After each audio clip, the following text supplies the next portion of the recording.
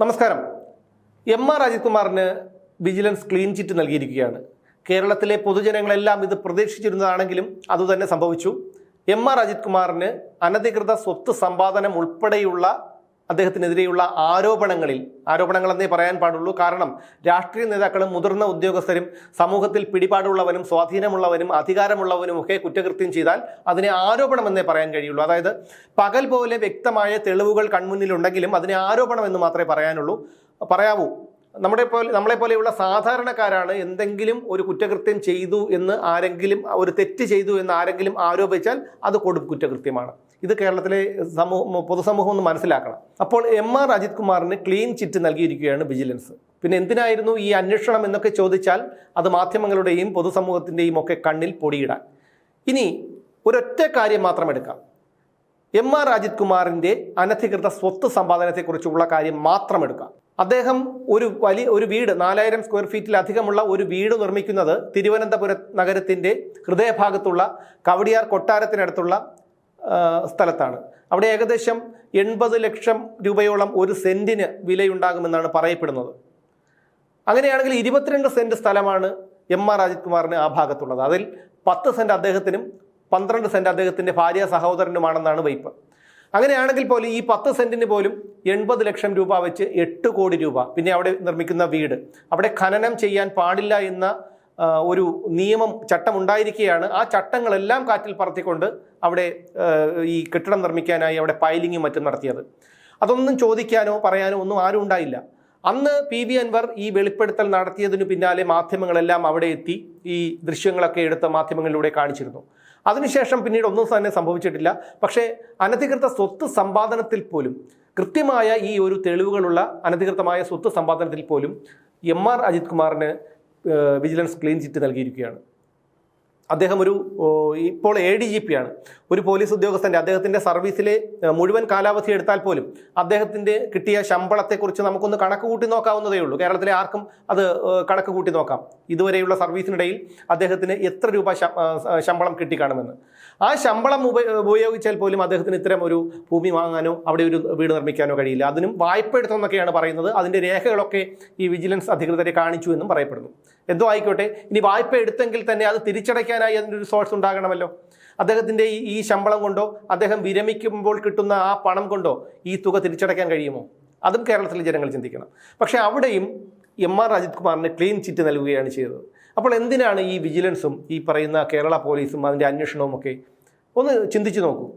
ഇതുപോലെയുള്ളവരെ, അതായത് അധികാരമുള്ളവർക്ക് എന്തും ചെയ്യാമെന്നുള്ള ഒരു രീതിയാണ് ഇപ്പോൾ കേരളത്തിലുള്ളത്. അതുമാത്രമല്ല, ഒരു ഫ്ലാറ്റ് വാങ്ങുകയും അത് ചുരുങ്ങിയ ദിവസങ്ങൾക്കുള്ളിൽ മറിച്ച് വിൽക്കുകയും ചെയ്തു എന്നും അതുവഴി കള്ളപ്പണം വെളുപ്പിച്ചു എന്നും എം.ആർ. അജിത് കുമാറിനെ പറ്റി പി.വി. അൻവർ ആരോപണം ഉന്നയിക്കുന്നുണ്ട്. പക്ഷേ ഈ ആരോപണങ്ങളെല്ലാം പുറത്തു വന്നിട്ട് പോലും ഈ എം.ആർ. അജിത് കുമാറിനെ തള്ളിപ്പറയാനോ അദ്ദേഹത്തെ ക്രമസമാധാന ചുമതലയുള്ള ADGPയുടെ സ്ഥാനത്തു നിന്ന് മാറ്റാനോ മുഖ്യമന്ത്രി പിണറായി വിജയൻ തയ്യാറായിരുന്നില്ല.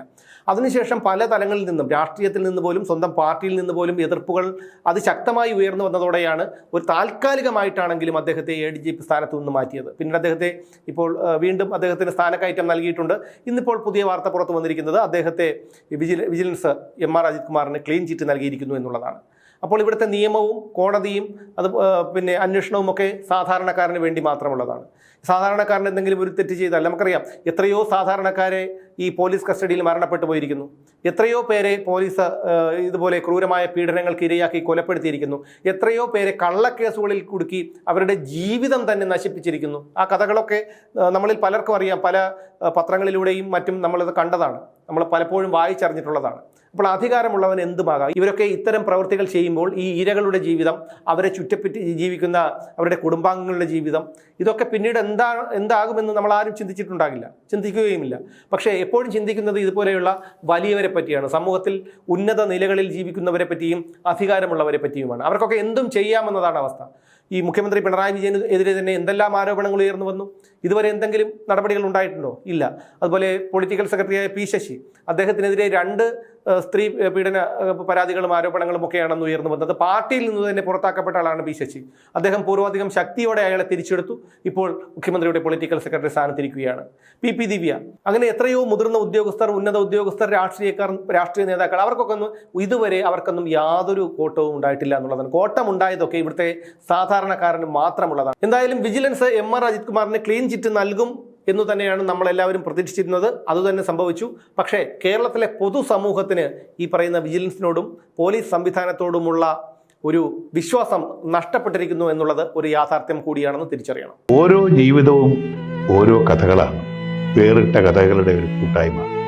വേണമെങ്കിൽ നമുക്കതിനെ ഒരു നോവലെന്ന് പേരിടാം. അതുപോലൊരു നോവലല്ലേ നിങ്ങളുടെ ജീവിതവും? എന്താ, ശരിയല്ലേ? നിങ്ങളുടെ അനുഭവങ്ങൾ, കഥകൾ എന്തുമായിക്കൊള്ളട്ടെ, അത് കേൾക്കാൻ DNA ന്യൂസിലൂടെ ഞാൻ എത്തുന്നു. കഥ പോലൊരു ജീവിതം, അതിനായി ഞാൻ നിങ്ങൾക്ക് വേണ്ടി കാത്തിരിക്കുന്നു. നമുക്ക് ഒന്നിച്ച് കാണാം, കുറേ കാര്യങ്ങൾ സംസാരിക്കാം, വേദനകൾ പങ്കിടാം. നിങ്ങളുടെ വിഷയങ്ങൾ, അനുഭവങ്ങൾ അത് ഞങ്ങളെ അറിയിക്കേണ്ട വിലാസം താഴെ കൊടുക്കുന്നു.